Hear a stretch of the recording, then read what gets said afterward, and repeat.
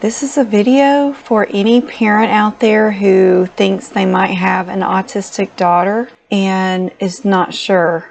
You know something's a little different about your child. And I hope I can give a little bit of clarity from someone who has been there as a child whose parents didn't know that I was autistic and didn't find out until much, much later in life.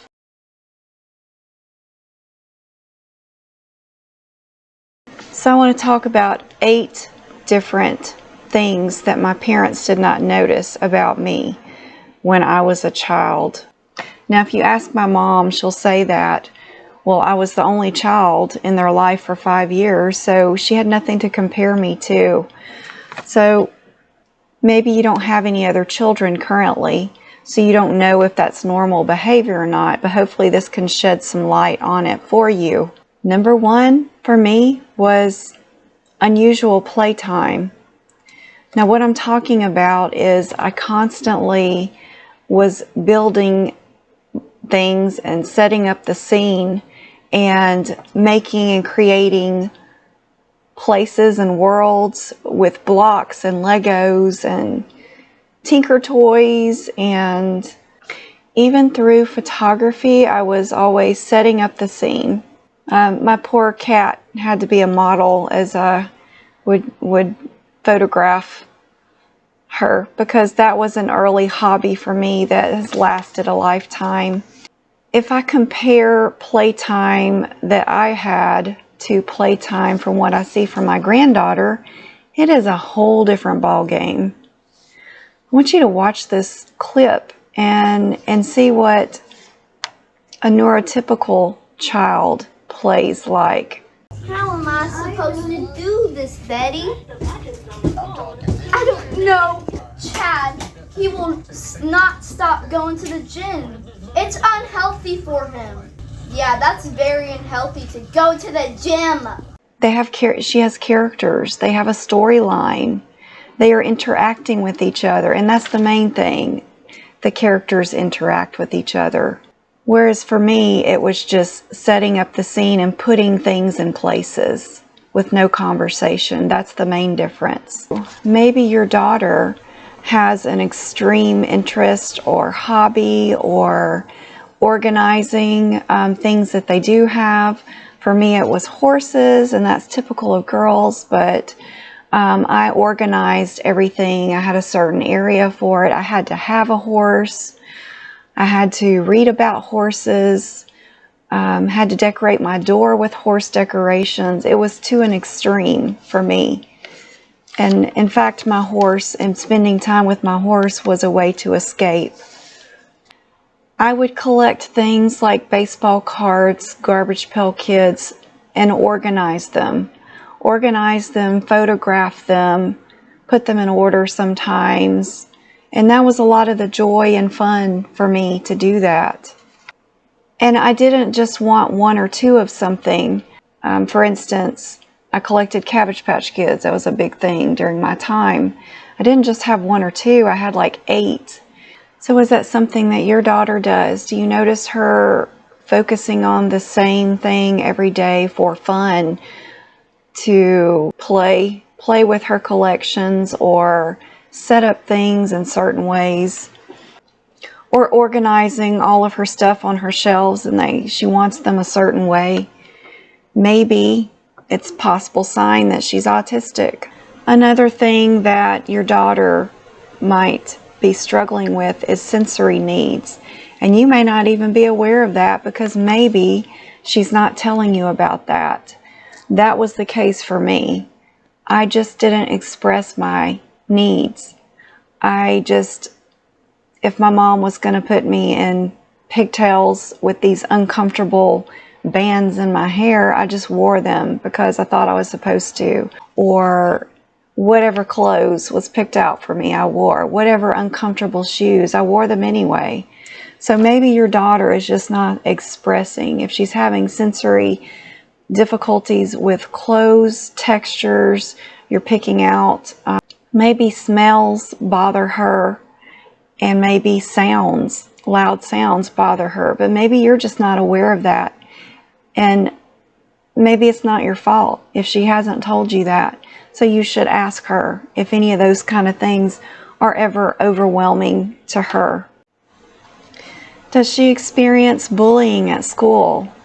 Different periods of my life, middle school to high school, I experienced bullying. And let me tell you, that's very unpleasant.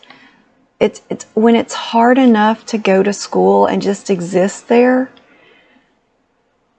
to be bullied on top of that, that'll make you not even want to be a part of school. That'll make you so discouraged and depressed.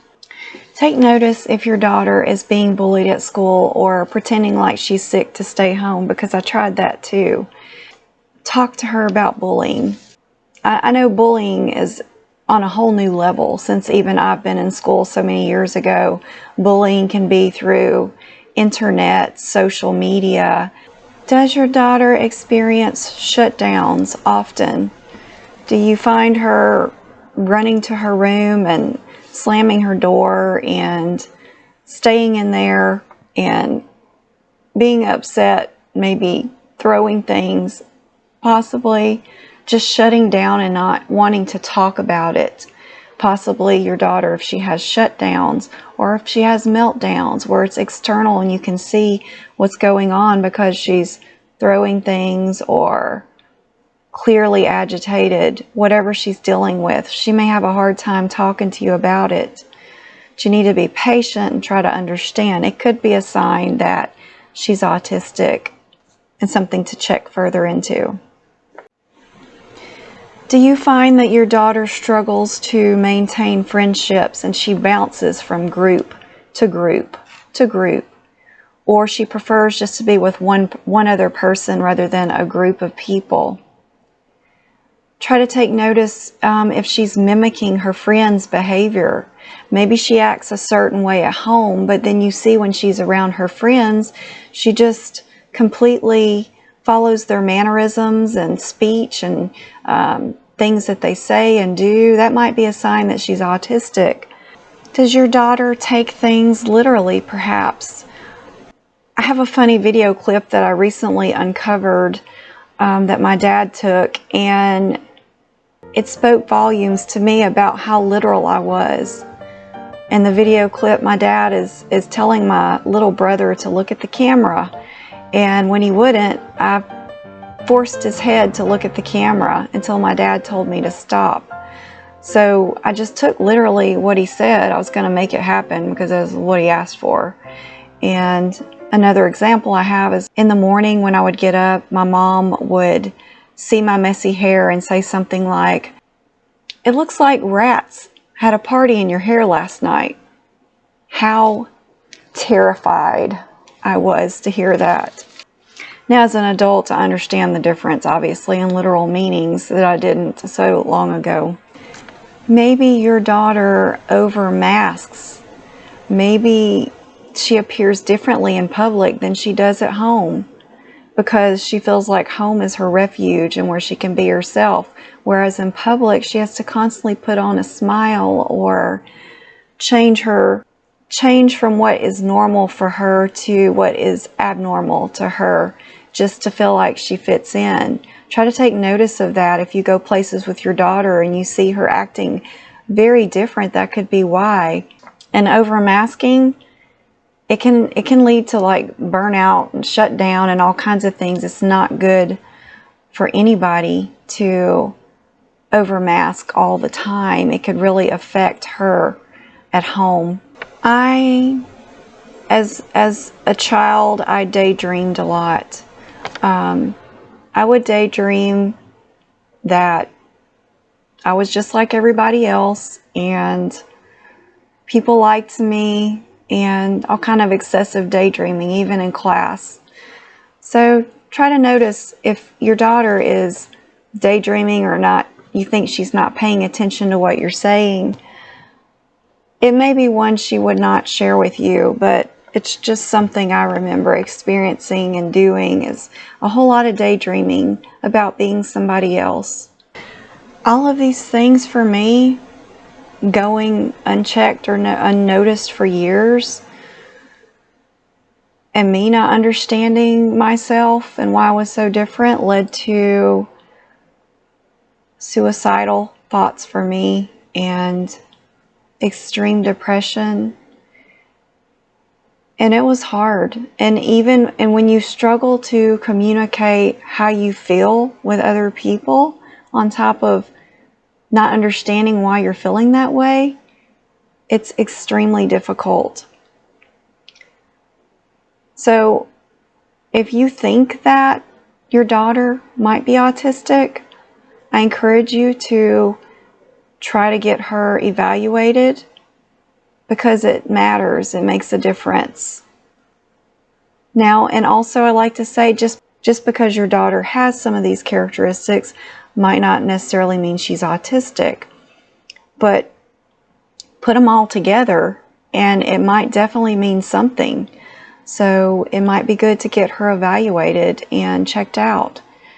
Can't hurt anything if you can find someone to take her to. It might be peace of mind, and whatever the outcome, hopefully through all of this, you will have a better understanding of your daughter, whether you determine or find out she's autistic or not. Maybe there can be a better relationship built between you and more understanding. Go down there and comment. Do you have a daughter that you are planning on taking for testing, or you are just not sure if she's autistic? You got any more questions? Go down there and comment. And we have a great community of people that will also respond to your comments if they relate to what you're saying and can give any input. Is what I love about this community. So thank you for watching this video, and we'll see you in the next video. Bye.